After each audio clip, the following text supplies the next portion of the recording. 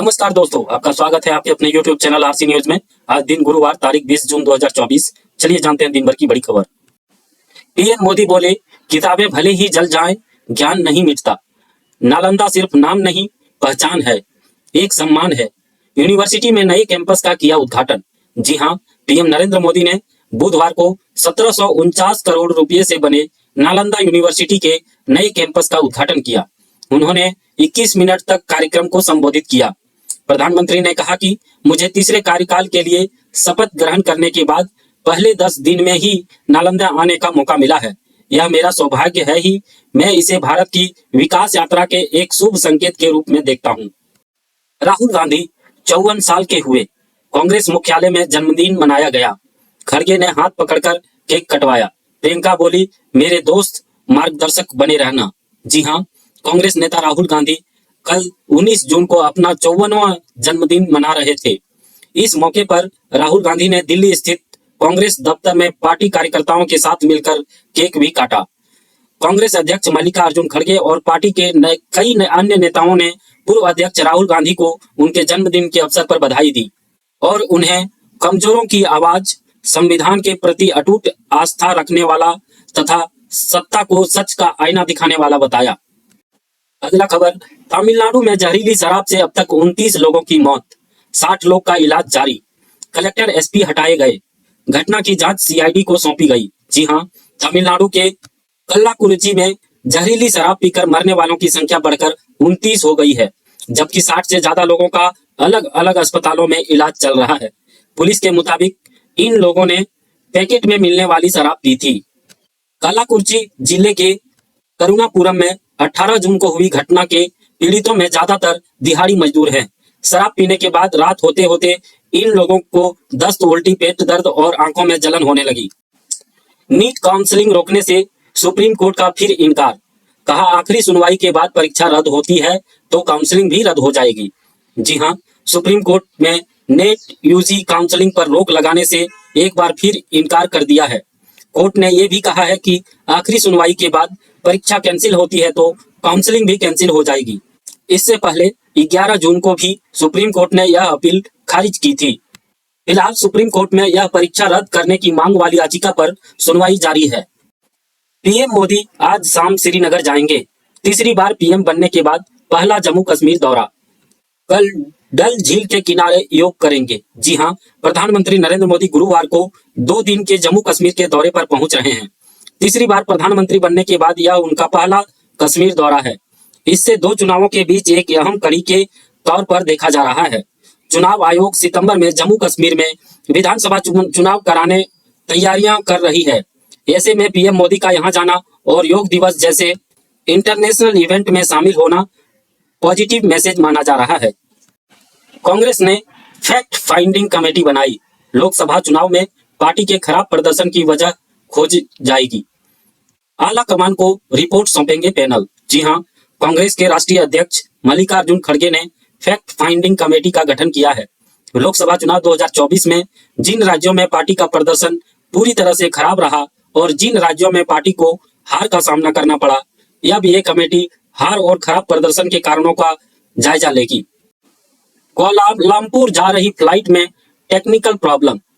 Take off के आधे घंटे के बाद हैदराबाद लौटा मलेशिया एयरलाइंस का विमान। जी हां, मलेशिया एयरलाइंस का हैदराबाद कुआलालंपुर विमान में बीच हवा में तकनीकी खराबी आ गई। फ्लाइट हैदराबाद के राजीव गांधी इंटरनेशनल एयरपोर्ट से बुधवार देर रात 12:15 में उड़ी थी। आधे घंटे के बाद फ्लाइट वापस लौट आई। फ्लाइट में 138 यात्री सवार थे। केजरीवाल की जमानत याचिका पर दिल्ली की कोर्ट में सुनवाई। दिल्ली सीएम ने अपना पक्ष रखा। ईडी की दलीलों के बाद फैसला आ सकता है। जी हां, दिल्ली शराब नीति केस में मनी लॉन्ड्रिंग मामले में गिरफ्तार अरविंद केजरीवाल की जमानत याचिका पर राउज एवेन्यू कोर्ट में गुरुवार 20 जून को लगातार दूसरे दिन सुनवाई चल रही है। मामले में केजरीवाल की दलीलों पर पहले ही पूरी हो चुकी है। रिपोर्ट के मुताबिक ईडी की दलीलों के बाद आज जज न्यायिक बिंदु की वेकेशन बेंच फैसला सुना सकती है। अगला खबर, यूपी के 50 जिलों में प्री मानसून बारिश का अलर्ट। 20 जिलों में बिजली गिर सकती है। लखनऊ समेत 13 शहरों में जोरदार बरसात। जी हां, यूपी में भीषण गर्मी से थोड़ी राहत मिली है। कल बुधवार को लखनऊ समेत 13 शहरों में आंधी के साथ बारिश हुई। बहरचाई में इतनी बारिश हुई कि सड़कों पर पानी भर गया। मौसम विभाग आईएमडी ने गुरुवार को प्रदेश के 50 जिलों में प्री मानसून बारिश का अलर्ट जारी किया है। इसमें से 20 जिलों में बिजली भी गिर सकती है। लखनऊ, प्रयागराज, वाराणसी, लखीमपुर, अमेठी, संभल समेत 20 से ज्यादा जिलों में सुबह से बादल छाए हुए हैं। नीट पेपर लीक में विजय सिन्हा का तेजस्वी पर आरोप। बोले पथ निर्माण विभाग ने नहीं, पूर्व उप मुख्यमंत्री के पीएस ने गेस्ट हाउस में बुकिंग की थी। जी हां, नेट पेपर लीक मामले में कैंडिडेट्स को एनएचएसआई के गेस्ट हाउस में रुकने की बात सामने आ रही थी। इस पर बिहार के डिप्टी सीएम विजय सिन्हा का बड़ा बयान सामने आया है। उनका कहना है कि बुधवार को पदाधिकारी के साथ बैठक की है। जानकारी के अनुसार पथ निर्माण विभाग से कोई आवंटन नहीं कराया गया है। सूचना के अनुसार पूर्व उप मुख्यमंत्री तेजस्वी यादव के पीएस प्रतिम ने गेस्ट हाउस में कमरा बुक कराया था। मामले की पूरी जानकारी जुटाई जा रही है। दोषी पर गंभीरता से कार्रवाई की जाएगी। कुवैत में आग मामले में 3 भारतीय समेत 8 गिरफ्तार। 45 भारतीयों की मौत हुई थी।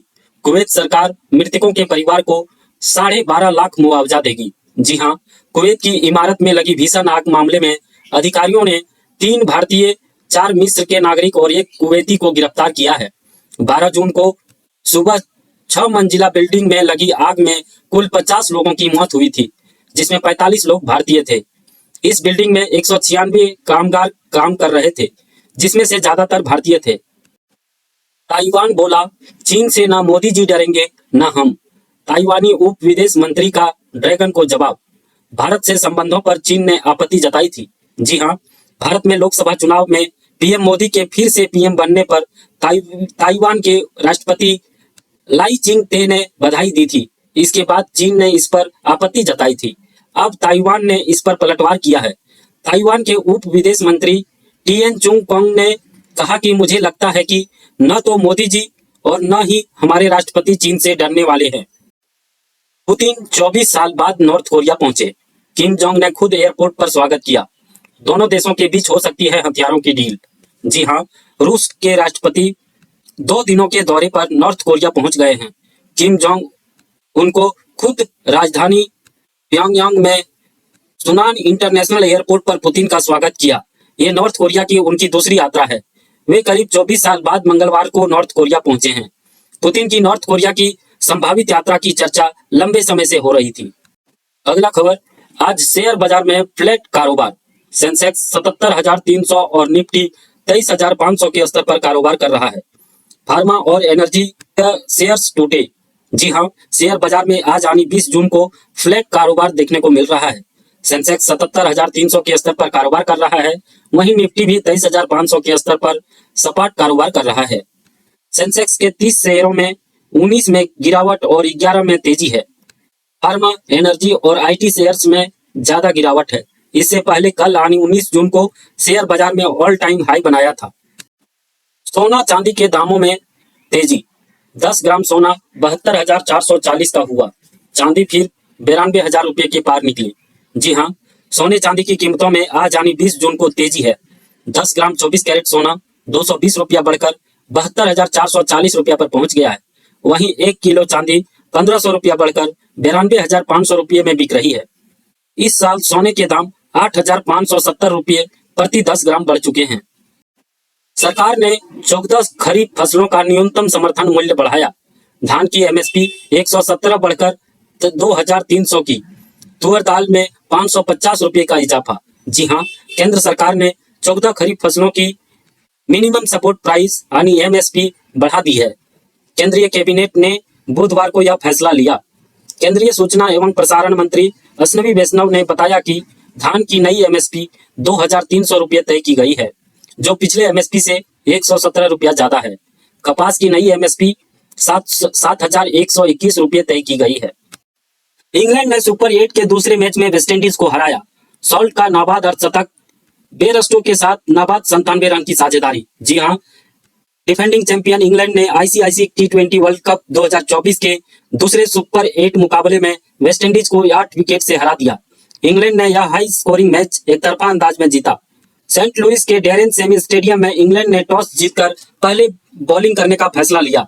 वेस्टइंडीज ने पहले बैटिंग करते हुए 20 ओवर में 4 विकेट खोकर 180 रन बनाए और वहीं इंग्लैंड को 181 रन का टारगेट दिया।